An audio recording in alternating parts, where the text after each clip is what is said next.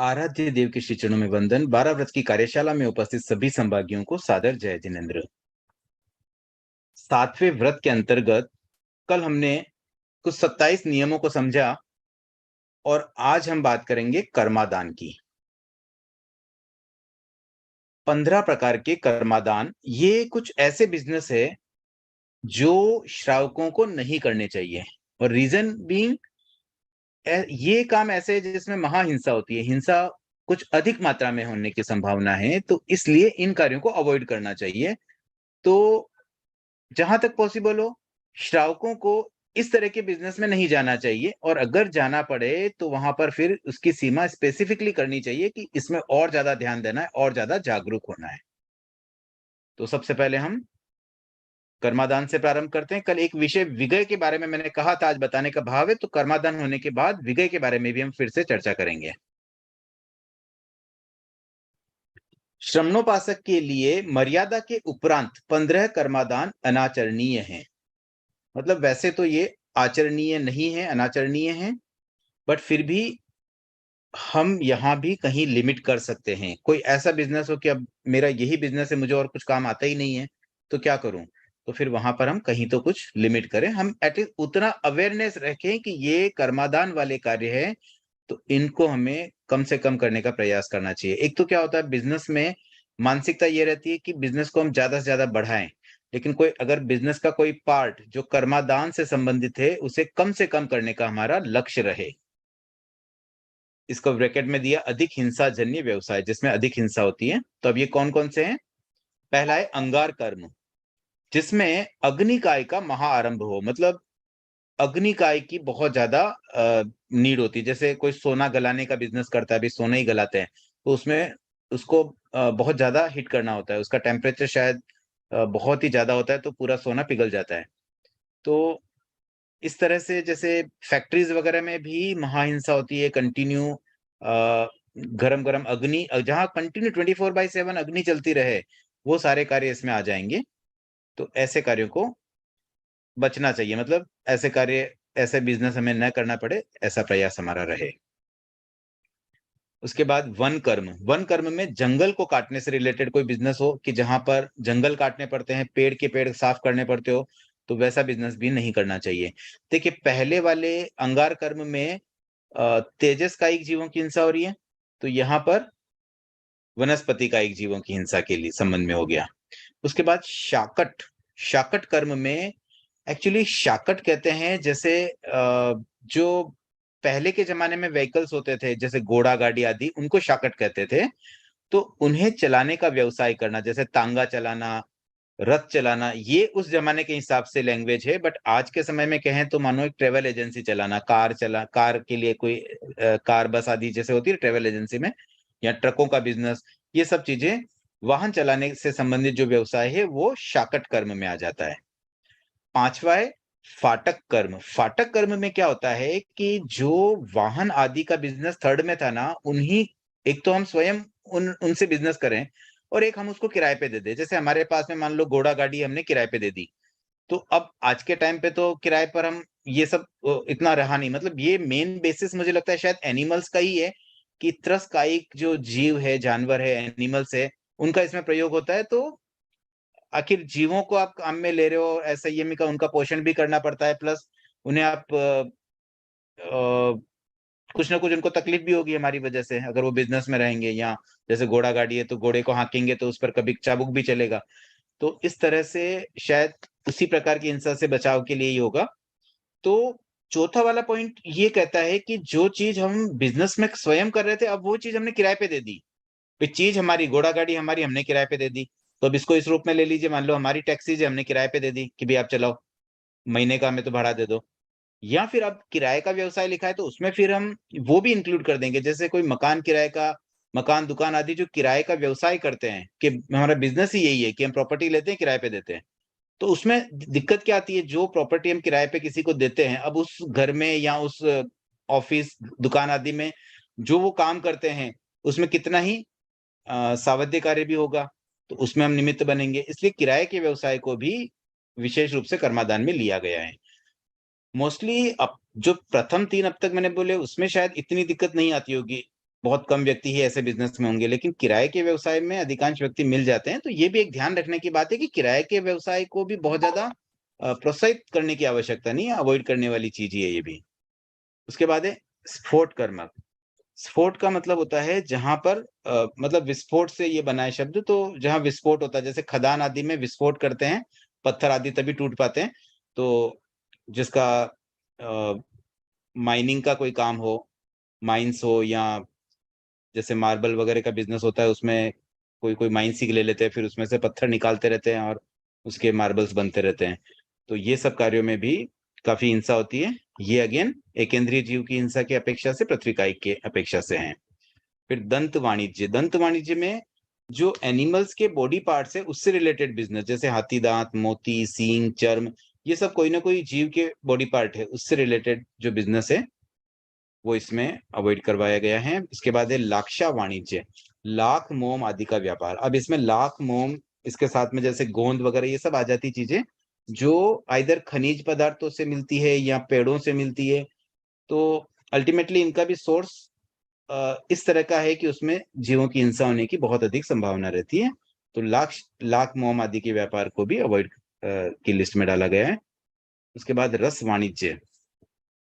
जो कल हमने विगय की बात की थी, उसी विगय से संबंधित जो पदार्थ है, घी, दूध, दही, और साथ में नॉनवेज भी इसमें आ गया, नॉनवेज एंड शराब आदि। तो शराब के बिजनेस में हमें नहीं जाना चाहिए, जैन श्रावक को नॉनवेज के बिजनेस में नहीं जाना चाहिए। कई बार ऐसा होता है ना कि चलो हमारी कोई जगह है, हमने फ्रेंचाइजी ले ली, अब वो फ्रेंचाइजी हम किसकी लेते हैं, मान लो आपने मैकडी की फ्रेंचाइजी ली, तो वहां वेज नॉन वेज दोनों बनता है, तो इनडायरेक्टली हम नॉन वेज में भी आजकल ऐसी बहुत सारी फ्रेंचाइजियां चलती है जिसमें वेज नॉन वेज बहुत कुछ बनता है, लेकिन हमें तो खाली पैसा इन्वेस्ट कर दिया और अपने प्रॉफिट से मतलब रखते हैं, बट हम ये नहीं देखते कि उसके पीछे वर्क क्या हो रहा है। तो एटलीस्ट इस तरह के बिजनेस तो हमें पूरी तरह से अवॉइड करनी चाहिए। कोई ऐसी फ्रेंचाइजी न ले जिसमें शराब या नॉनवेज बनता हो। और इसके साथ साथ में घी, दूध, दही आदि, ये जो विगय वाली चीजें होती है, रस होता है, इससे रिलेटेड भी व्यापार नहीं करना चाहिए। विष वाणिज्य के अंदर जो पॉइजन होता है, पॉइजन से रिलेटेड चीजें, जैसे अब इसमें कच्ची धातु, संख्या, अफीम, ये कुछ दिए गए हैं और उसके साथ आदि लिख दिया मतलब एटसेट्रा, तो इसमें और भी बहुत सारी चीजें आ सकती हैं, बट मेनली कोई भी ऐसी चीज जो जहर हो। तो ड्रग्स वगैरह भी इसमें इंक्लूड हो गए हैं। ड्रग्स का बिजनेस नहीं करना चाहिए शावक को। साथ ही साथ जहर से रिलेटेड कोई भी चीज, क्योंकि वो जहर कोई पिएगा तो कितनी तकलीफ होती है, तो कहीं ना कहीं आखिर बिजनेस हम करेंगे तो उसका उपयोग भी इस रूप में कहीं हो सकता है। तो विषीली वस्तुओं, और इसके साथ साथ में अस्त्र शस्त्र भी आ गए हैं। तो ये सारे बिजनेस विष वाणिज्य के अंतर्गत आ गए। फिर केश वाणिज्य। अब केश वाणिज्य में वैसे जो एनिमल्स के बाल होते हैं, अब एनिमल्स के बालों से क्या बनता है, जैसे रुई बन सकती है या ऊन वगैरह बनती है, तो इस तरह की बिजनेस भी नहीं करने चाहिए। रेशम का भी बिजनेस में आ जाता है, क्योंकि रेशम भी रेशम के कीड़ों से ही बनता है। उसके बाद यंत्र पीलन। यंत्र पीलन में जैसे वो तेल जो निकलता है ना, अभी आजकल तो शायद मशीनों से अलग तरीके से भी निकलने लग गया, लेकिन द ट्रेडिशनल मेथड वही होता था कि बेल का एक कोल्हू बना दिया जाता, वो बेल घूमता रहता, कंटिन्यू चक्कर लगाता रहता था, तो उसमें कितना उसको कष्ट होता होगा। और फिर उससे तेल निकाला जाता है। तो इस तरह का जो बिजनेस होता है वो नहीं करना चाहिए। फिर निर्लांछन कर्म में बेल आदि को नपुंसक करने का बिजनेस, तो ये भी नहीं करना चाहिए। उनको नपुंसक करने में उनको कष्ट तो होता ही है। दावानल कर्म। दावानल का मतलब आग। तो जंगलों में अगर आग लगा करके भूमि को साफ करना हो तो वैसा भी नहीं करना चाहिए। यहाँ भी अगेन तेजस का एक हिंसा के संबंध में ये बात आ रही है। और साथ में वनस्पति का एक जीवों की भी हिंसा हो जाएगी, क्योंकि जंगल में अगर आग लगेगी तो वहां तो वनस्पति प्रचुर मात्रा में रहती है। उसके बाद 14 नंबर है सरद्रह तड़ाग शोषण।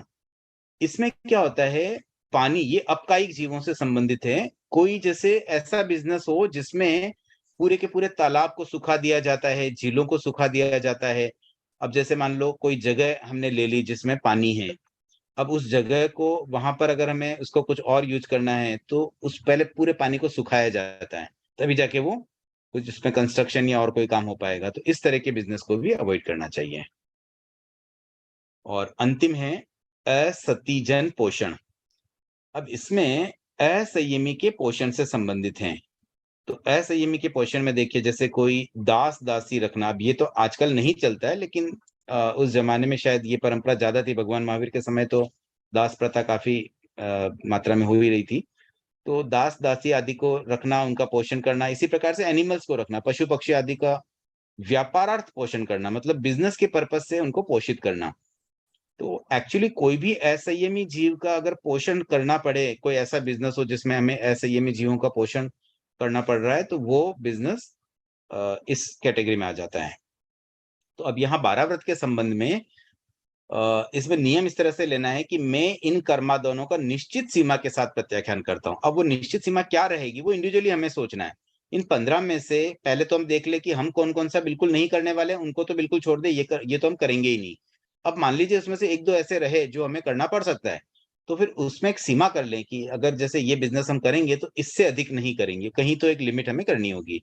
वो अपने विवेक से हमें डिसाइड करना है, हमारी परिस्थितियों के अनुसार, और फिर उसका प्रत्याख्यान कर सकते हैं हम एक करण और 3 योग से। 5वां, 6ठे, 7वें में एक करण 3 योग का बताया गया है। तो ये 7वां व्रत हमारा यहाँ कंप्लीट हो जाता है। एक बार जिज्ञासाएं लेते हैं और उसके बाद विजय के बारे में भी थोड़ी चर्चा करेंगे। और आज हमारे बीच उत्कर्ष, शुक्ल उत्कर्ष, ऐसे टोटल 9 उत्कर्ष बने हुए हैं। मुंबई में जो भी उत्कर्ष का कार्यक्रम चल रहा है, और ये कार्यशाला भी उत्कर्ष के अंतर्गत ही हो रही है स्पेसिफिकली। तो इसमें जो शुक्ल उत्कर्ष है, उसके संयोजक है ख्याली लाल जी कोठारी। वो आज हमें कुछ, आप सबके बीच में वो आज उपस्थित है और वो हमारा मार्गदर्शन भी करेंगे। तो हम अंत में 3-4 मिनट के लिए उन्हें भी सुनेंगे। तो अभी फिलहाल जिज्ञासाएं आमंत्रित हैं।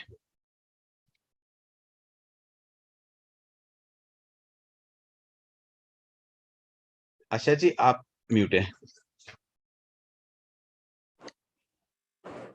कमला जी।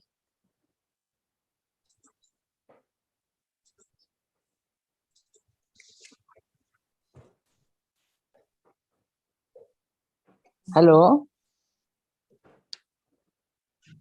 आवाज सुन रही है? हाँ, बोलिए। जैसे कोई ने शेयर खरीदे हैं कोई चीज के, तो वो भी अपने पाप लगेगा क्या? जैसे अपने अभी जो 15 क्रमादान का बताया, उसके मतलब उसके लक्ष्य में कोई भी शेयर, जैसे शेयर मार्केट में कोई काम करता है, तो मेरे नाम से कोई ने शेयर खरीद लिया बाई चांस, तो उसमें भी मेरे को दोष लगेगा क्या? जी, आपका प्रश्न अच्छा है, प्रैक्टिकल है, आज के जमाने का प्रश्न है।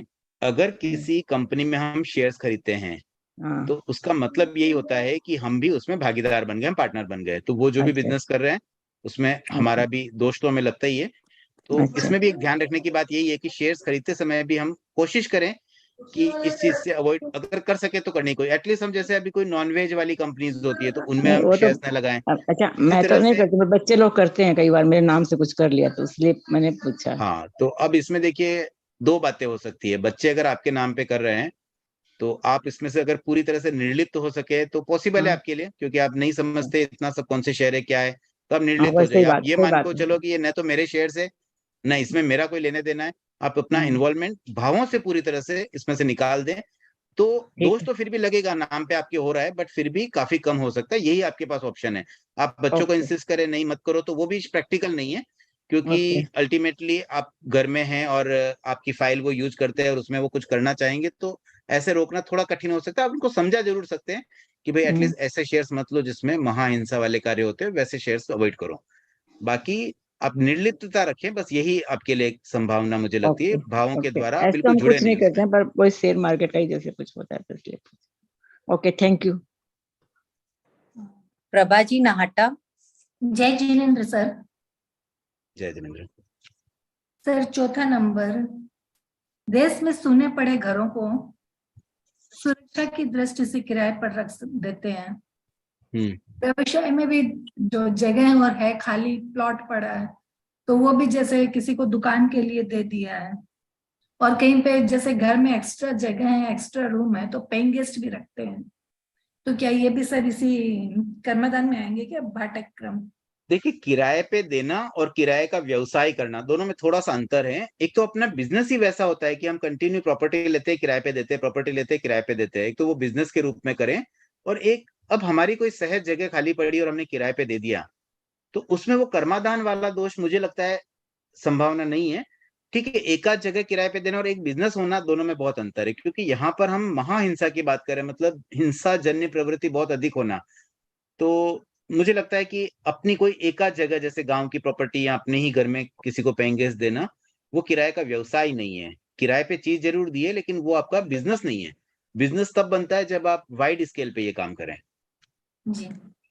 8 नंबर, रस वाणिज्य के संदर्भ में घी और दूध घर की जरूरत से अधिक अगर होता है, जैसे मेरे घर में गाय है और उसका घी और दूध मेरी जरूरत से अधिक हो रहा है, तो वो किसी को मैं बाजार के मूल्य से क्रय कर देती हूँ, विक्रय कर देती हूँ, तो क्या उसमें भी मेरे को दोष लगेगा क्या?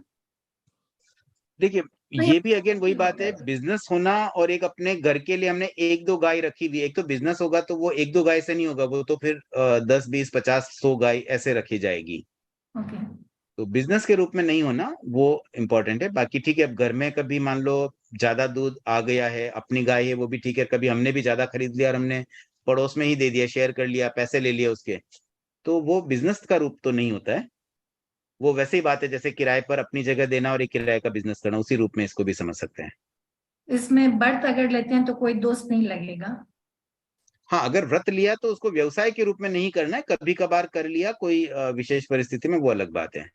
सामान्यतः अगर आपने गाय उतनी रखी जो आपकी रिक्वायरमेंट के लिए चाहिए, और कभी आपके पास एक्स्ट्रा हो गया, घर में मेंबर कम थे, उस समय बेचा, तो वो बिजनेस नहीं कहलाएगा। लेकिन रूटीन में आपका डेली बेसिस पर आपको सेल ही करना पड़ रहा है, तो फिर वो बिजनेस का रूप ले लेगा। नहीं, डेली बेस नहीं, जैसे घर के मेंबर आउट ऑफ स्टेशन होते हैं तो एक्स्ट्रा जो होता है हाँ, फिर। मैं वही बोल रहा हूँ, वो परिस्थितिवश हो गया कि भाई अभी मेंबर्स कुछ दिन के लिए मेंबर्स कम होने से आपने बेचा, वो बिजनेस नहीं हुआ, वो तो आपने चीज को वापरने वाली बात हो गई है। और 13 नंबर, दावानल, उसमें जैसे घर में गार्डन है तो पत्ते सूखे और होते हैं, तो कुछ दिनों पे उनको इकट्ठा करके फिर जलाना पड़ता है। नहीं, वो दावानल नहीं होता। दावानल जो जंगल में बड़ी आग लगती है ना, जिसमें बहुत बहुत बड़े लेवल पर बहुत सारे चीजें जल जाती है, पेड़ पौधे, बहुत बड़े एरिया को, वो दावानल में आता है इस तरह से। और जनरली हम जो जलाते हैं वो तो सूखी पत्तियां होती है, जी। तो वो एक अलग हो गया। और अगेन ये बिजनेस नहीं है, ये अपना रूटीन, मतलब घर गृहस्थी चलाने के पार्ट का ही एक मतलब वो एक पार्ट ही है घर गृहस्थी का। कृतज्ञता सर आपके प्रति। रुचिता जी चौधरी। हाँ जी, जय जिनेन्द्र। जय जिनेन्द्र। 7th नंबर, लाक्ष्य वाणिज्य में, जैसे अब लाख की बैंगल्स अब भी तो कोई पहनता नहीं है मोस्टली, बट पहले पहनते ही थे, तो उसमें भी दोष लगेगा? और जो मोम है, तो अभी जैसे कैंडल का बिजनेस नहीं है, बट बच्चों को सिखाने के हिसाब से अगर घर पे कैंडल मेकिंग वगैरह सिखाते हैं, जैसे काफी टाइम पहले झूले वगैरह काफी शो पीसेस बनते थे उसके, तो वो चीज अलग में आ जाती है क्या, इसी में आ जाएगी? देखिए, अब तक जो जिज्ञासाएं आई थी ना, लगभग इसी तरह की है। अगेन ये बिजनेस नहीं हुआ। आप लाख की चूड़ियां आपने खरीदी, पहनते हैं, तो वो बिजनेस नहीं है।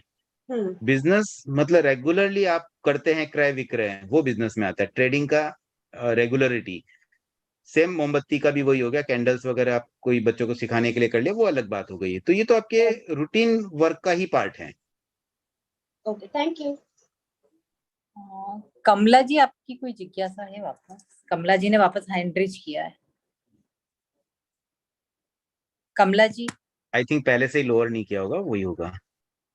अच्छा, अभी कोई किसी की जिज्ञासा नहीं, तो मेरी एक जिज्ञासा है। हाँ, बोलिए आशा जी। अभी जैसे आपने बोला था कि वो सोना गलाने वाला, जैसे हमारा बिजनेस ही वही है, मैन्युफैक्चरिंग ही है गोल्ड का। तो जैसे अभी बिजनेस में हमारा भी नाम रहता है, जैसे मैंने व्रत लिए, मेरे हस्बैंड यही बिजनेस करते हैं, तो इसका क्या रहता है फिर, मुझे वो व्रत कैसे लेने चाहिए? सीमा कर लीजिए उसमें। अगर गोल्ड गलाने का काम पड़ता है मैन्युफैक्चरिंग में ज्यादा, तो उसकी सीमा कर लीजिए कि साल में इतने किलो से ज्यादा नहीं गलाना है। बहुत मुश्किल, क्योंकि वो कैसे होता है उनके, बातचीत करके आइडिया ले लीजिए कितना किलो होता होगा। मान लो वो बोलते हैं भाई रोज का अपने को 100 किलो गलाते हैं, तो साल का कितना होगा इंटू 365, छुट्टी के दिन भी माइनस करके अंदाज से ले लीजिए, फिर उसमें थोड़ी और लिमिट बढ़ा करके 100 इंटू क्योंकि हम अपने 500 ऐसा वर्कर से भी बड़ी करा सीमा रख सकते हैं। बट भले कितनी भी बड़ी हो, आप 500 क्विंटल गोल्ड से ज्यादा नहीं गलाएंगे, उतना तो ले ही सकते हैं। ऐसा कोई ना कोई एक लिमिट कर दीजिए, और बाकी जो कर्मादान अवॉइड हो सकते हैं उनमें तो कम से कम छूट हो ही जाए। और दूसरी बात, ये बिजनेस आप नहीं कर रहे हैं, आपके नाम पे होना अलग बात है, आप नहीं कर रहे हैं, आप इसमें इन्वॉल्व नहीं है, तो आप व्रत ले सकते हैं। लेकिन आपके हस्बैंड भी अगर व्रत लेना चाहें तो वो भी ले सकते हैं, बट उनको उसमें सीमा कर लेनी चाहिए।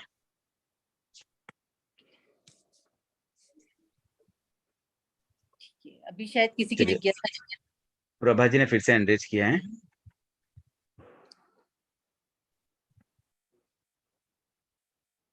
प्रभा जी,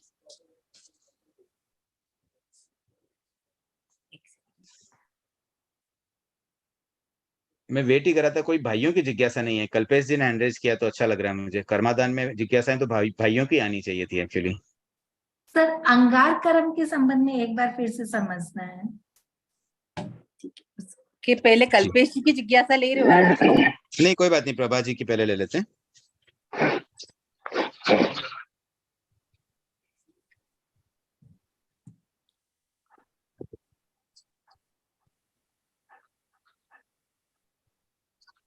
अंगार कर्म में देखिए, वो सारे बिजनेस जिसमें तेजस कायिक जीवों की महाहिंसा होती है, महाआरंभ होता है। वो कैसे होता है? जैसे कोई फैक्ट्री है जिसमें कंटिन्यू भट्टी चलती है, या जैसे गोल्ड वाला बिजनेस अभी आशा जी ने बताया, जिसमें गोल्ड को गलाते हैं, तो गलाने के लिए उसमें भी बहुत तेज टेम्परेचर, बहुत हाई रहता है। वो शायद 500 डिग्री या ऐसा बहुत हाई टेम्परेचर पर गोल्ड गलता है। तो उतने हाई टेम्परेचर पर कंटिन्यू जलाए रखेंगे तो कितने कितने अग्निकायिक जीवों की हिंसा होती रहती है। नए जीव उत्पन्न होते हैं, मरते हैं, उत्पन्न होते हैं, मरते हैं। ऐसा प्रोसेस कंटिन्यू चलता रहता है बहुत लंबे समय तक। और जब हम कोई बिजनेस करते हैं तो उसमें बहुत ज्यादा रेगुलरिटी होने से वो हिंसा का बहुत बड़ा रूप ले लेता है। तो ये सारी चीजें अंगार कर्म में आती है। Thank you sir. Kalpesh ji. हाँ, जय जिनेन्द्र। जय जिनेन्द्र। तो इसमें सेकंड वन कर्म जंगल को काटने का व्यवसाय है। अभी इसमें तो सिर्फ ऐसा दिया जंगल को काटने का व्यवसाय, लेकिन जो 12 व्रत की चौपाई है उसके अंदर सारे जो धान्य है, सब्जी है, उसका सारा व्यवसाय भी उसके अंदर लिया गया है। और हमारा जो बिजनेस है मेनली हमारा अनाज का बिजनेस है, जो हम नहीं, मेरे हिसाब से जंगल काटने वाली बात, खेती जो करते हैं ना, खेती में जंगल नहीं कटते हैं। अपने खेत में जैसे कोई फसल बोई और उसमें से कटिंग हुई, तो जो कृषक होते हैं, खेती करने वाले हैं, वो भी खेती भी एक्चुअली इसमें कर्मादान में नहीं आ रही है कहीं भी। तो अब वो मैंने 12 व्रत की चौपाई तो नहीं देखी है, आप मुझे अलग से वर्डिंग भेजना, उस पर हम अलग से चर्चा कर लेंगे किस अपेक्षा से वो लिया गया है, देख लेते हैं। बट फिलहाल जहां तक मैं समझ पा रहा हूँ, जो उवाचक दशा वो जो आगम अभी हम सॉल्व कर रहे हैं ना, उसमें भी कर्मदान का आया है। उसके अंदर आया है जो वन कर्म है, सब प्रकार की वनस्पति बेचकर आजीविका चलाना, जैसे सब्जी, पत्तों, कंद, मूल, फल, बीज, फूल, धान्य, तंदुल आदि, ऐसा उसके अंदर आया है वन कर्म के अंदर। हाँ ठीक बात है। देखिए, इसमें जंगल के वृक्षों को काट कर या ऐसे ही उन्हें बेचना तथा पेड़ पत्ते फल फूल के आरंभ से आजीविका चलाना, ये चीज आ जाती है। बट अनाज को स्पेसिफिकली इसमें इसलिए नहीं लिया जाता है क्योंकि वो आवश्यक हिंसा में आ जाती है। अनाज तो हमारे लिए जरूरी है, उसको खाए बिना तो हम रह भी नहीं सकते हैं। बट अदर चीजें जो है ना, जैसे फल फूल आदि, उसके बिना रहा जा सकता है। तो कुछ चीजें इसमें ली गई है, लेकिन अनाज मुझे लगता है इसमें नहीं होना चाहिए। फिर भी और एक बार मैं इसको रेफर कर लूंगा, आपने कहा है तो हम अलग से इस पर चर्चा कर लेंगे। बट फिलहाल अभी हम यही माने जो बुक में दिया गया है, जंगल के वृक्षों को काटकर या ऐसे ही उन्हें बेचना तथा पेड़ पत्ते फल फूल की आरंभ से आजीविका चलाना। जी जी, धन्यवाद। हाँ, सरिता जी। जय जिनेन्द्र। जय जिनेन्द्र।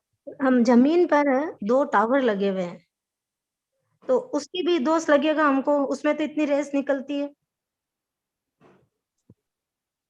नहीं, जमीन पर टावर लगने में कर्मादान में तो नहीं आता। देखिए, दोष तो ऐसे देखें तो आप कोई भी बिजनेस करें, कोई भी एक्टिविटी करें, गृहस्थ जीवन में रहते हुए जो भी हम कार्य करते हैं ना, वहां तो पग पग पर हिंसा होती ही है। अब जी यहाँ अंतर कितना है 15 कर्मादान में, जिसमें अधिक हिंसा हो रही है, बस उतनी ही बात है। तो अब आपने मान लो आपकी जमीन पर टावर लग गया है, तो वो कर्मादान में तो नहीं आएगा, जहां तक मैं समझ पा रहा हूँ। कर्मादान अच्छा में जो स्पेसिफिक बिजनेस है बस वही इंक्लूड है। अच्छा ठीक, धन्यवाद। हाँ, भारती जी राका, गांधीनगर से।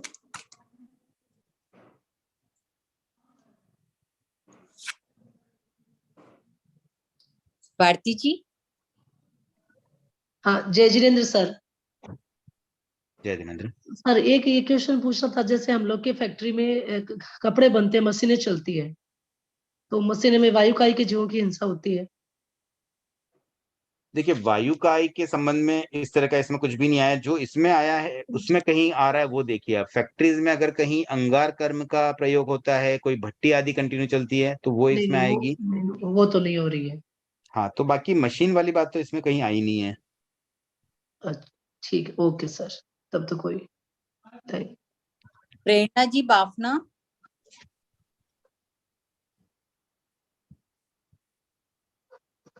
जय जिनेन्द्र।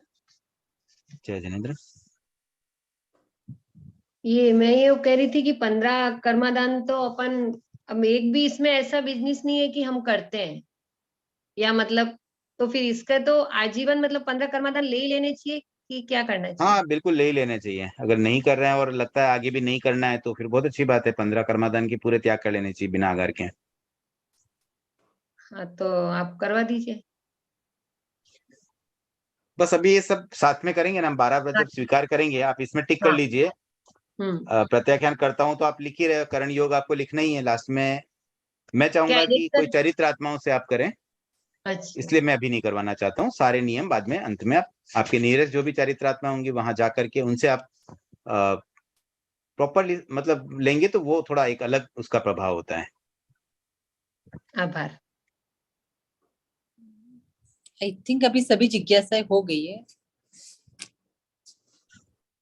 चलिए, तो अब हम आगे बढ़ते हैं। सबसे पहले तो विजय के बारे में कुछ कल की जो बात रह गई थी उसको पूरा करना चाहूंगा, और उसके बाद समय होगा तो हम 8वें व्रत की ओर जाएंगे।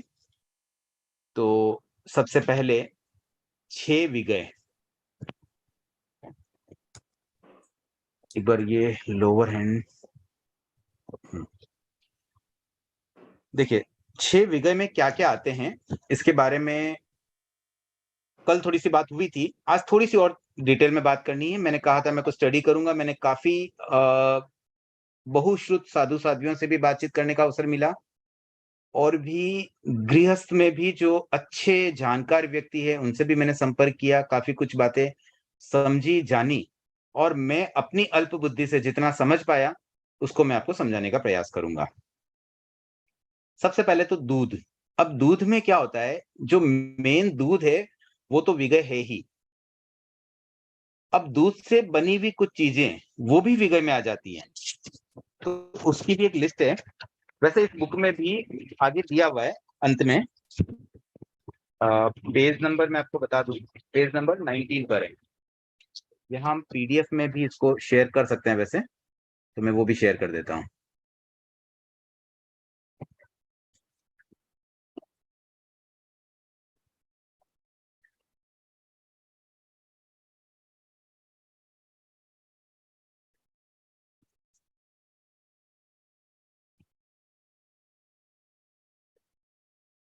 देखिए, यहाँ पर बताया गया है, आई थिंक इसमें नहीं है वो डिटेल, तो इसको मैंने बेस माना है श्रावक संदेशिका को। श्रावक संदेशिका एक ऑथेंटिक बुक है, और इसका जो लेटेस्ट एडिशन है वो इस 12 व्रत की पुस्तक के भी बाद में पब्लिश हुआ है। तो कुछ बातें ऐसी भी है जो इस बुक में 12 व्रत की पुस्तक में और श्रावक संदेशिका में थोड़ा सा डिफरेंस लिए हुए हैं। तो मुझे ऐसा लगा आफ्टर कंसल्टेशन कि जो लेटेस्ट जानकारी हमें मिल रही है हम उसको एक बार बेस बनाएं। तो जैसे दूध के संबंध में जो श्रावक संदेशिका में बात है मैं वो पढ़ लेता हूँ, अभी शेयर नहीं कर पाऊंगा। इसमें बताया गया है कि फीका दूध, फीका छन्ना, छन्ना का मतलब हो गया पनीर, देन दूध का पाउडर, दूध का फीका पेड़ा और फीका मावा, ये सब चीजें दूध विगय में ली गई हैं। अब इसमें मीठा दूध क्यों नहीं लिया गया, क्योंकि जैसे ही हम उसमें मिठाई डाल देते हैं, मतलब कोई भी शक्कर, गुड़, कोई भी मीठी चीज जो प्रॉपरली मिठाई के रूप में यूज होती है, मीठे के रूप में यूज होती है, वो अगर दूध में डाल दिया गया, तो अब देखिए दूध में जैसे ही वो डाला, उसमें 2 विगय मिक्स हो गए। तो 2 विगय जब मिक्स होते हैं तो उसका क्या इफेक्ट होता है, इसे समझने के लिए हम सबसे पहले कढ़ाई मिश्रित विगय को समझते हैं। जो छठा विगय है कढ़ाई मिश्रित, कढ़ाई मिश्रित विगय में 4 ऑप्शंस हैं। इसमें क्या क्या ऑप्शंस हैं, ऐसे 12 व्रत की पुस्तक में 4 दिए गए हैं और श्रावक संदेशिका में 3 है। तो मैं 3 ऑप्शन को अभी मतलब प्रधानता देते हुए वो बात करना चाहूंगा। पहला ऑप्शन ये है कढ़ाई मिश्रित में कि अगर कोई चीज घी या तेल में तली जाए। अब तलने में हम क्या तल सकते, जैसे समोसा, कचौड़ी आदि, या फिर मिठाई में जनरली घी में हम क्या तलते हैं, मिठाई जैसे घेवर या जलेबी, ये घी में तला जाता है। तो जो जैसे हम उसको घी या तेल में कोई चीज को फ्राई कर देते हैं तो वो कढ़ाई मिश्रित में आ जाएगी। ये पहली कैटेगरी होगी कढ़ाई मिश्रित की। दूसरी चीज ये होती है जिसमें हम मिष्ट विगय डाल के गर्म करें। मिष्ट विगय का मतलब क्या हो गया, मिष्ट विगय में चीनी, गुड़, खजूर का गुड़, मखाना, बताशा, खांड, मिश्री, इस तरह की चीजें आती है जो क्लियरली चीनी का रिप्लेसमेंट है, शक्कर की जगह जो अल्टरनेटिव होती है। तो ये सारी चीजें मिष्ट में आती है। और कोई मिष्ट वस्तु किसी अन्य वस्तु में डाली जाए और डाल करके उसको गर्म किया जाए, जैसे बादाम की कतली। अब बादाम विगय नहीं है, लेकिन उसमें जैसे ही हमने चीनी डाल दी और उसको गर्म कर दिया तो फिर वो विगय की कैटेगरी में आ जाएगी। तो मीठा डाल के गर्म करना, ये सेकंड कैटेगरी हो गई। फिर तीसरी कैटेगरी होती है कि जहां पर एक से अधिक विगय की वस्तुएं आपस में मिल जाए, भले उसे गर्म ना करें।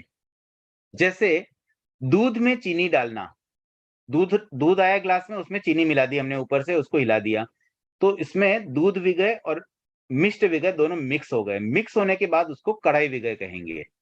तो एक ही कढ़ाई विगय उसमें लगेगा, उसमें दूध विगय और मिष्ट विगय अलग से नहीं लगेगा। इसी प्रकार से जैसे दही की लस्सी बनाते हैं, मीठी लस्सी, तो दही होता है, उसमें शक्कर, चीनी मिलाई और उसको मिक्स किया, तो वो दही विगय भी है, चीनी विगय भी है ऐसे तो, बट मिक्स होने के बाद में वो कढ़ाई विगय में आ जाती है। अब ये जानकारी अभी फिलहाल जो नई पुस्तक है श्रावक संदेशिका, उसमें ये बात आ रही है। लेकिन 12 व्रत की पुस्तक के अनुसार दूध और शक्कर गर्म नहीं किया तो उसमें 2 विगय काउंट होंगे। तो अब 2 ओपिनियन अलग अलग मिल रही है, तो मैंने बेस बनाया श्रावक संदेशिका को, मैंने दोनों जानकारी दे दी। आप अपने विवेक से और भी निर्णय ले सकते हैं और किसी से पूछ भी सकते हैं, लेकिन मुझे ये ठीक लगा क्योंकि लेटेस्ट एडिशन में जो बात आई है वो मुझे लगता है कि अपनी धर्म संघ की मान्यता होनी चाहिए।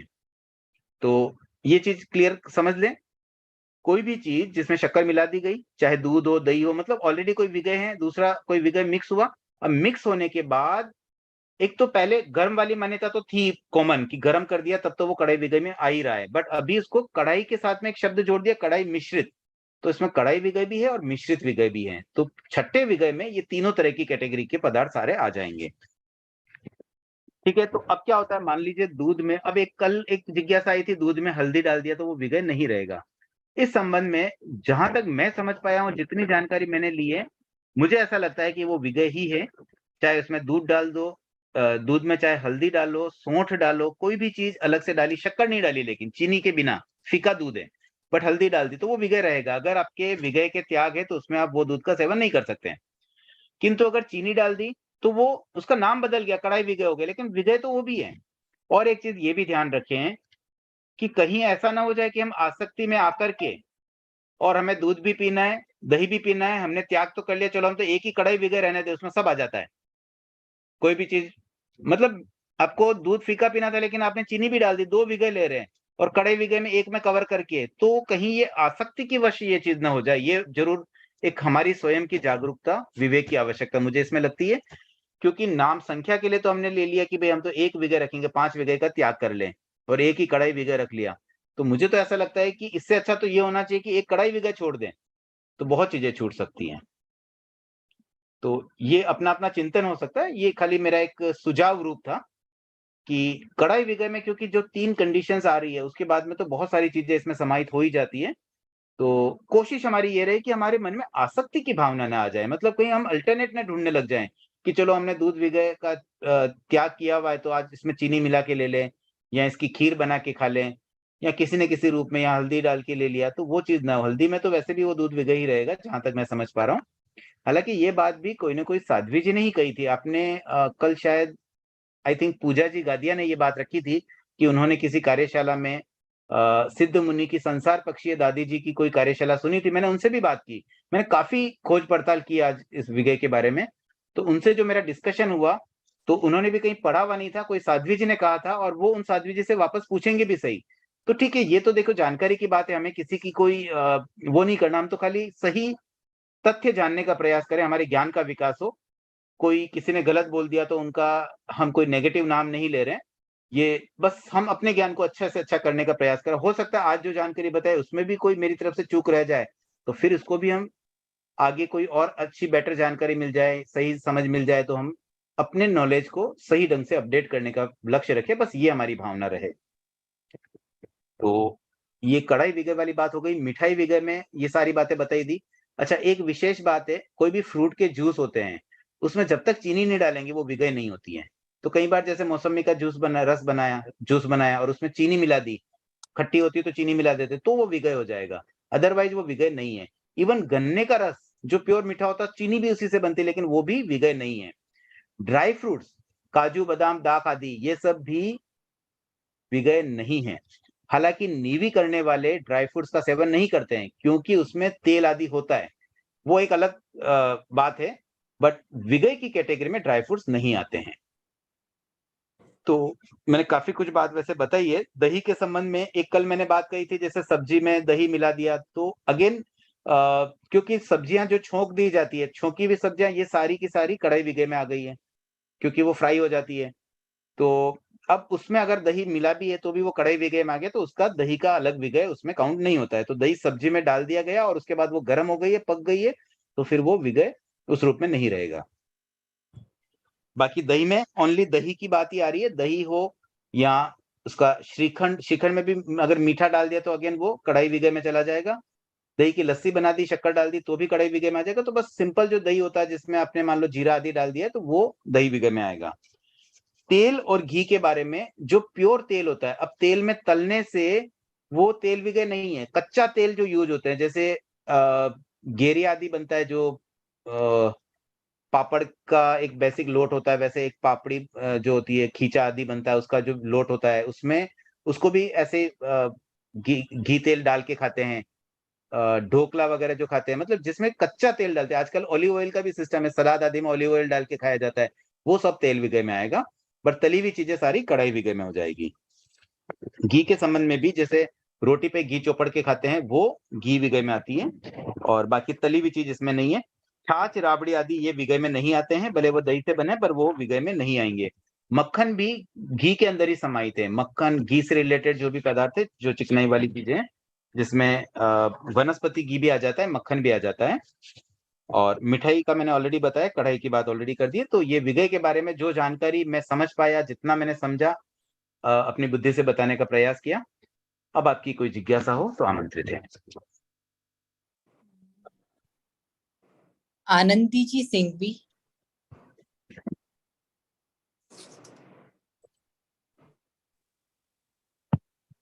जय जिनेन्द्र, मुझे एक प्रश्न पूछना था कि जब सब्जी में भी चौंक लगता तो वो भी तो कढ़ाई विघई में आ गया ना, तो कढ़ाई विघई छोड़ेंगे अगर, तो सब्जी भी तो नहीं खा सकते ना? नहीं, मैंने एक खाली आसक्ति की बात के लिए कहा था कि बजाय हम 5 छोड़ दें, 1 को रहने दें, इससे अच्छा 1 छोड़ दो, 5 को रहने दो, तो उसमें ज्यादा भावना ऐसी लगती है मानो कि हम विघई से ज्यादा बच पाएंगे। उस भावना से मैंने कहा था। मैं ये नहीं बोल रहा हूँ कि आपको कढ़ाई विघई छोड़ ही देना है, बट मेरा कहने का पॉइंट ऑफ व्यू यही था कि अनावश्यक रूप से कहीं हम दूध दही को कढ़ाई विघई में सम्मिलित मान करके उसका सेवन न करने लग जाएं, जो वास्तव में, चलो छोंक आदि वो जरूरी चीजें उतना खा लिया, बट उसमें भी थोड़ा सा हम विवेक रखें कि आसक्ति हमारे में बस डेवलप ना हो जाए। बस ये मेरा मेन पर्पस था कहने का। अच्छा, नहीं जैसे जूस के अंदर आपने बोला कि शक्कर मिला दी, तो वो तो भी शुगर का विघई हो गया ना, एक शक्कर का विघई, एक ही विघई लगा ना फिर? हाँ, वो मिष्ट विघई है, मिष्ट विघई है वो सब। चीनी, कोई भी वस्तु में अगर चीनी मिला दी तो वो मिठाई वाला विघई होगा। कढ़ाई विघई तब होगा जब 2 विघई मिक्स होंगे, वो दूध में या दही में चीनी मिलाने से होगा। नहीं तो वो खाली चीनी वाला एक विघे हो गया, जैसे चीनी का त्याग लिया तो फिर वो नहीं खा सके। हाँ, मतलब कोई भी नॉन विगय आइटम में चीनी मिलाई तो फिर वो मिष्ट विगय होगी, एक ही 5वें नंबर की। ठीक, थैंक यू। बनारस जी पटवारी। जिनेंद्र साहब, जय जिनेंद्र। मेरा ये पूछना है कि जब नीवी में अपन जो नीवी करते हैं उसमें विघय के वो छाछ जो दही से बनी होती है वो नहीं पी सकते हैं, नहीं, नीवी में तो छाछ पी सकते हैं, लेकिन वो बहुत मक्खन है। निकाली हुई होती है तब पी हाँ, सकते मक्खन हैं। निकाली भी पी सकते हैं, वही। बाकी तो मक्खन अगर उसमें है तो वो तो विगय है ना, मक्खन तो स्वयं विगय हो गया। नहीं, पर अभी यहाँ जो दही की छाछ बनाते हैं उसमें से तो मक्खन निकालते नहीं, वो डायरेक्ट बना के ही पीते हैं ना, तो वो चलती है कि नहीं चलती है?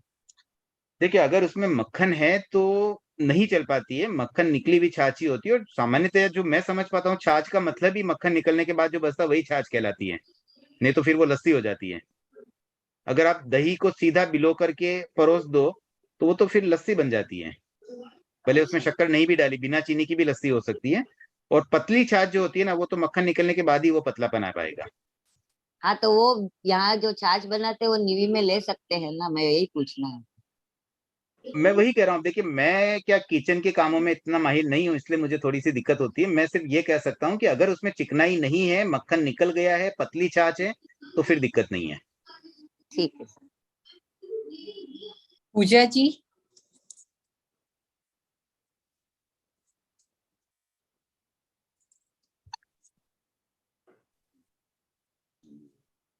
जय जिनेंद्र। जय जिनेंद्र। पहले तो कृतज्ञता आपने कल का जो निवारण किया उसके लिए। और सेकंड पॉइंट है कि विगय, विगय जो वर्ड है एक्चुअली ये क्या है, मतलब फॉर्मेशन ऑफ बैक्टीरिया है या व्हाट इट इज रियली? विगय शब्द कैसे बना, आप ये कह रहे हैं? हाँ, जो विगय शब्द है ना, जैसे अब विगय में घी, तेल, मीठी चीजें सब आ गई, तो विगय मतलब क्या है?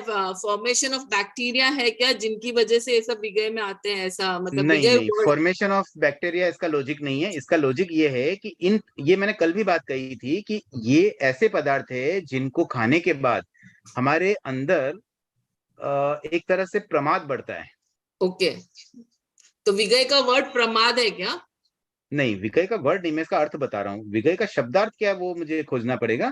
फिलहाल इसका भावार्थ क्या है, इसका पर्पज क्या है, विगय को क्यों अवॉइड किया जाता है, रस प्रत्याख्यान करने का रीजन क्या है? तो उसका कारण ये है कि ये पदार्थ खाने के बाद में हम साधना नहीं कर पाते हैं, हमारे भीतर प्रमाद आ जाता है और वासनाएं बढ़ती है। सबसे बड़ी बात, वासनाएं बढ़ती है। ब्रह्मचर्य की साधना करने में रस बहुत घातक है। एक ब्रह्मचारी के लिए तो रस परित्याग परम आवश्यक बताया गया आगमों में। तो ये पर्पज है main. Thank you. Sarita ji. जय जिनेंद्र। जय जिनेंद्र। महाराज आते हैं तो वो बोलते हैं कि आज विगय है इसलिए दूध नहीं लेना है, लेकिन वो चाय कॉफी तो लेते हैं, फिर वो कैसे होता है? देखिए, चाय कॉफी में अगर शक्कर मिल गई है ना तो फिर वो शक्कर दूध तो विगय नहीं मिलती रहा। है, शक्कर तो मिलती है। हाँ, तो वही दूध विगय नहीं रहा ना, फिर तो वो कड़ाई मिश्रित हो गया। और वो फलके पे घी लगाते हैं तो वो तो विगय नहीं मानते हैं, लेकिन बाजरी की रोटी के ऊपर अपन थाली में रख के ऊपर से घी लेते हैं, उसको विगय मानते हैं। अब ये भी कैसे मुझे होगा? अब खिचड़ी ये पे मैं नहीं समझ पा रहा हूँ। मेरे हिसाब से तो फलके पे अगर घी लगा हुआ है तो वो विगय में आता है। हाँ, नहीं महाराज नहीं मानते हैं। अब ये वापस आपने मेरे लिए नया प्रश्न, मेरे नहीं लिए एक सर, होमवर्क हो गया। मैं इस पे और खोज करूंगा, नहीं क्योंकि ये जहां तक मेरे मुझे जानकारी है, कंटिन्यू जितना मैं चलता समझ है। पाया हूँ, फलके पे घी हाँ, तो घी विगय में आता ही है। वो महाराज नहीं मानते, बोले कि अपन थाली में ले लिया जैसे खिचड़ी या खिचड़ा या दलिया जो भी बना है और उसके ऊपर घी लिया तो वो विगय आता है। ये मेरे हाथ से तो रोज, मतलब रोज तो क्या, मतलब निकलता ही रहता है मेरे हाथ से ये चीज तो। अच्छा ठीक है, अब नया पॉइंट आपने दिया है तो पता करता हूँ मैं। बाकी ऐसे तो अगर आपने घी विगय का त्याग किया है तो नहीं ले सकते। वो ऊपर उनका यहाँ तो त्याग ही वैसा होगा कि ऊपर से घी लेने का त्याग होगा। ये मुझे पता नहीं। मतलब कोई भी वस्तु जिसमें घी मिला हुआ है वो तो घी विगय होगा। अगर और कोई विगय नहीं और खाली घी मिलाया तो घी विगय तो आ ही जाएगा वो। जैसे महाराज बोले कि सब्जी बनाते हैं उसमें तेल तो लगता है, लेकिन लोया और खाते हैं तो वो कच्चा तेल होता है, तो विगय फिर कच्चा तेल का होता है, जो वो तो पक चुका है ना, फिर वो सब्जी तो बनेगी, उसका तेल का हाँ, विगय फिर कैसे तो होगा? पकने के बाद तो कढ़ाई कढ़ाई विगय हो गया, लेकिन रोटी में कहाँ पकता है? रोटी में तो हम बाद में ही लगाते हैं ना घी, रोटी बनने के बाद ऊपर से घी लगाते हैं। हाँ हाँ, ऊपर से पराठा लगाते हैं। बनाएंगे ना, पराठा कढ़ाई विगय हो सकता है। अच्छा, तो फिर इस बार मैं बात करूं महाराज आए जब कि ये कैसी बात है? हाँ, मतलब रोटी, अगर आपने रोटी बनाई और ऊपर से घी लगाया तो वो डेफिनेटली घी विगय होगा। अगर बनाते समय जैसे गर्म करने से पहले ही आपने घी में ही उसको एक काइंड ऑफ, मतलब पूरी तरह से तलते नहीं है, लेकिन थोड़ा सा तलने जैसे ही प्रोसेस, हाँ थोड़ा सेमी फ्राई जैसा हो हाँ जाता है ना, तो जी, वो कढ़ाई विगय में आ जाता है। अच्छा ठीक है, धन्यवाद। प्रभा जी नहाटा। जय जिनेन्द्र सर, जय जिनेन्द्र। आभार आपके प्रति कि इतना आपने जानकारी दी इसके लिए। और बस ये विगय के, आभार ज्ञापन की आवश्यकता नहीं है। देखिए, अगर हम सब इस चीज को अवॉइड करेंगे तो हम डेली 2-3 मिनट तो आराम से बचा ही सकते हैं। लेकिन वो हमारा कर्तव्य होता है ना सर। मन में कर सकते हैं, अलग से कर सकते हैं, मतलब यहाँ सबका समय क्यों उसके लिए निकाले ना। जी, जूस में चीनी की जगह ग्लूकोज डालेंगे तो वो क्या विगय में आएगा क्या? देखिए, ग्लूकोज जो है ना वो चीनी से ही बना होता है, उसमें काफी मात्रा में चीनी होती है, इसलिए वो ग्लूकोज भी मुझे लगता है कि वो चीनी का ही सब्स्टिट्यूट है। ओके, और दूध का अगर प्रत्याख्यान है तो चाय कॉफी में दूध फिर वो कढ़ाई में चला जाएगा। हाँ, वो तो फिर कढ़ाई विगय में हो रहा है तो वैसा कर सकते हैं, बट एक्चुअली दूध का प्रत्याख्यान है तो नहीं ले पाएंगे, दूध विगय का प्रत्याख्यान है तो ले पाएंगे। दूध विगय का, विगय में छोड़ा, आज के दिन दूध नहीं लेना है। हाँ, मैं वही बोल रहा हूँ, आपने किस रूप में त्याग किया। अगर कोई व्यक्ति त्याग करे भी मेरे दूध के त्याग है, तो फिर दूध से बनी वस्तुओं के भी त्याग सहज में हो जाते हैं, लेकिन उनकी भावना है कि भाई मुझे कोरा दूध नहीं लेना है, चाय वगैरह में ले सकता हूँ, तो अलग बात है। या फिर दूध विगय का त्याग किया है तो फिर दिक्कत नहीं है। दूध विगय। धन्यवाद सर। कमला जी।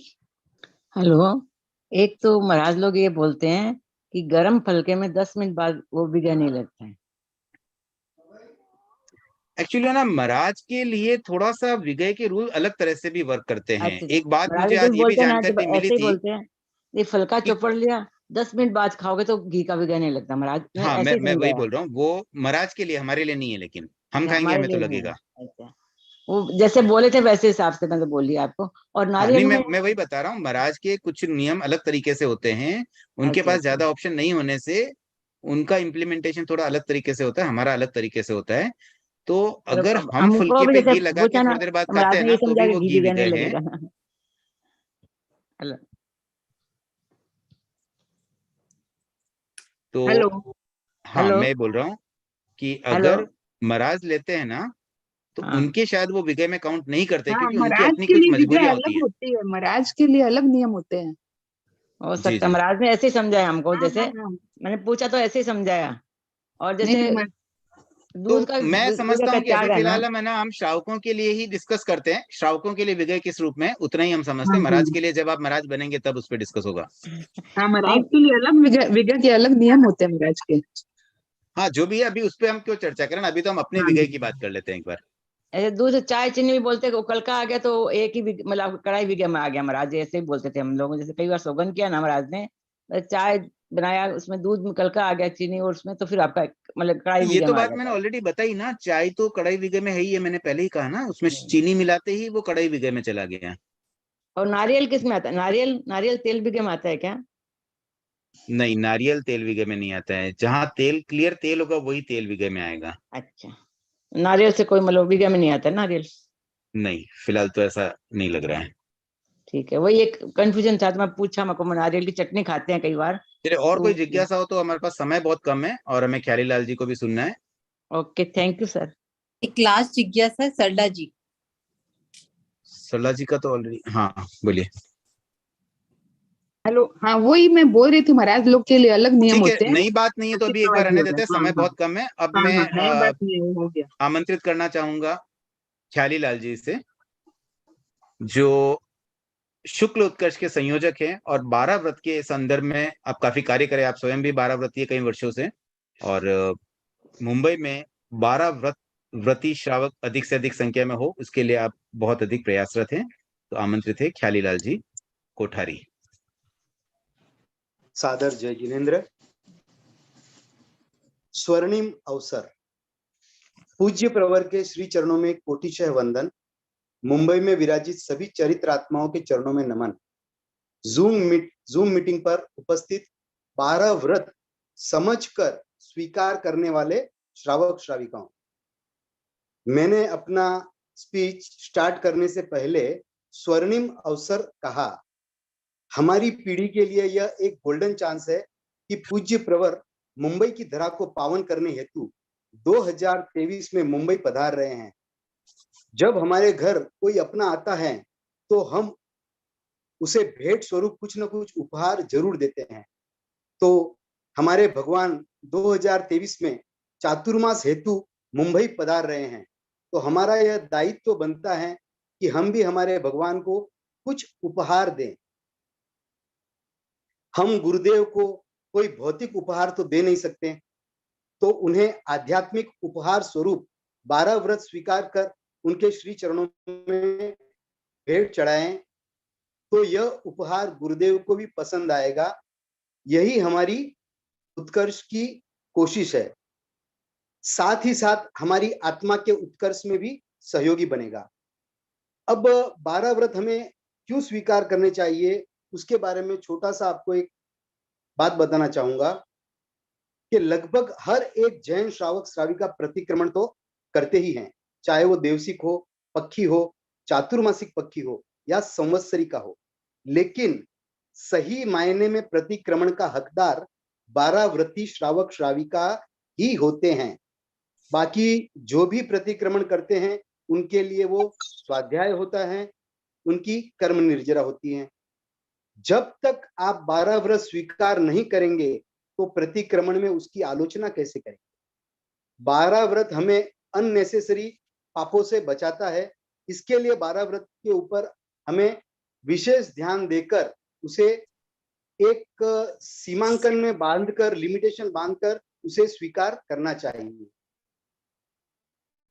इस हेतु मुनिश्री प्रोफेसर महेंद्र कुमार जी स्वामी आदि संतों के सानिध्य में उत्कर्ष और उत्थान का कार्य पूरे मुंबई में सभी चारित्र आत्माओं की सन्निधि में हो रहा है। हमारे उत्कर्ष के संयोजक भाई श्री रतन जी सियाल के नेतृत्व में यह कार्य बखूबी चल रहा है। 12 व्रत की कार्यशाला चारित्र आत्माओं के सानिध्य में भी हुई है और अब हमारे भाई श्री सुधांशु जी चंडालिया आप सभी को जूम के माध्यम से कार्यशाला करवा रहे हैं और अपनी सेवाएं संघ को प्रदान कर रहे हैं। मैं भाई साहब के प्रति धन्यवाद और साधुवाद करता हूं। दिनांक 23 तारीख यानी कल तक हम लोगों ने 503 सदस्यों को 12 व्रत के प्रमाण पत्र दे दिए हैं। उसके लिए मैं उत्कर्ष की पूरी टीम का आभार व्यक्त करता हूं। उसमें हस्तीमल जी डांगी का भी धन्यवाद करता हूं कि उन्होंने अथक प्रयास करके 503 जनों को प्रमाण पत्र ऑनलाइन भिजवा दिए हैं। आप सभी से निवेदन है कि आप ज्यादा से ज्यादा संख्या में 12 व्रती बने एवं बनने की प्रेरणा अपने आसपास देवें। YouTube पर सभी क्लास के लिंक आ रहे हैं, आप उसे अपने जैन ग्रुप्स में भेजें। क्लास पूर्ण होने के बाद आप गूगल फॉर्म के माध्यम से अपना रजिस्ट्रेशन करें। 10 या 10 से ऊपर व्रत स्वीकार करने वाले सदस्यों को प्रमाण पत्र तेरापंथी सभा मुंबई की तरफ से दिए जाएंगे और शुक्ल उत्कर्ष का बैच भी दिया जाएगा, जिससे आपकी पहचान गुरुदेव के सामने हो सके। पुनः नम्र निवेदन, ज्यादा से ज्यादा 12 व्रत को समझकर 12 व्रती बने एवं बनाएं। धन्यवाद। ओम अरहम। धन्यवाद ख्यालीलाल जी साहब, आपने अच्छी जानकारी भी दी और लोगों को प्रेरित भी किया। 12 व्रती अधिक से अधिक संख्या में अवश्य बनेंगे ही। और अब मैं आज समय थोड़ा सा अधिक तो हो ही जाता है, 2-3 मिनट का अतिक्रमण प्रतिदिन लगभग हो रहा है। कई बार 1-2 जिज्ञासाएं कोई रह न जाए, इस हिसाब से मैं 4-5 मिनट आगे भी बढ़ा देता हूं। तो अगर किसी को भी इस कारण से असुविधा हुई है तो मैं क्षमा कामना करता हूं। और मेरे एक्सप्लेनेशन के दौरान किसी भी तरीके से कोई भी गलत बात कहने में आ जाए, कोई बात किसी को हर्ट हुई हो, तो मैं सब बातों के लिए भी क्षमा याचना करता हूँ। और आज की कार्यशाला का यहीं विराम करते हैं। ये कार्यशाला और अभी कुछ दिन चलेगी। अभी तक हमने 7 व्रत किए हैं और अब आगे के व्रत इसी सीरियल में कंटिन्यू चलेंगे ही। आप सब इसी तरह से जुड़े रहें और अधिक से अधिक लोगों को प्रेरित करें। ओम अरहम।